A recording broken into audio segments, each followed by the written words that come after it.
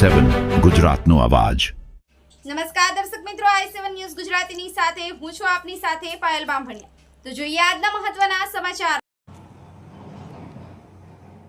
Operation mule હન્ટમાં મોટો ખુલાસો, રૂપિયા 7.66 કરોડના સાયબર ફ્રોડનો પર્દાફાશ।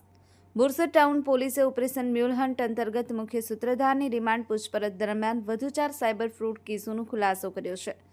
તપાસમાં કુલ 7,66,568,ના સાયબર ફ્રોડનો તાગ મળ્યો છે। બોરસદ ટાઉન પોલીસ સ્ટેશનમાં BNS કલમ 318(2) તથા આઈટી કલમ 66C 66D મુજબ ધરપકડ કરાયેલ mule bank account operator Shailesh Amarsinhbhai Lunagariya રિમાન્ડના પૂછપરછમાં મહત્વપૂર્ણ વિગતો સામે આવી છે।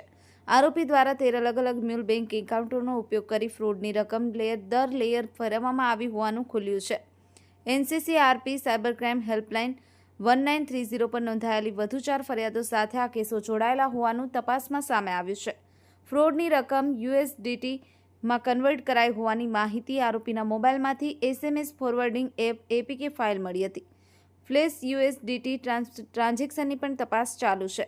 આણંદ જિલ્લા પોલીસ અધિક્ષક શ્રી જીજી જસાણીના માર્ગદર્શન અને Borsad division DYSP Shri SP કહાની દેખરેખ હેઠળ Borsad town police surveillance team અને સાયબર એક્સપર્ટની અલગ ટીમો દ્વારા એન લેયર સુધીના સૂત્રધારો સુધી પહોંચવા સઘન તપાસ હાથ ધરાઈ છે।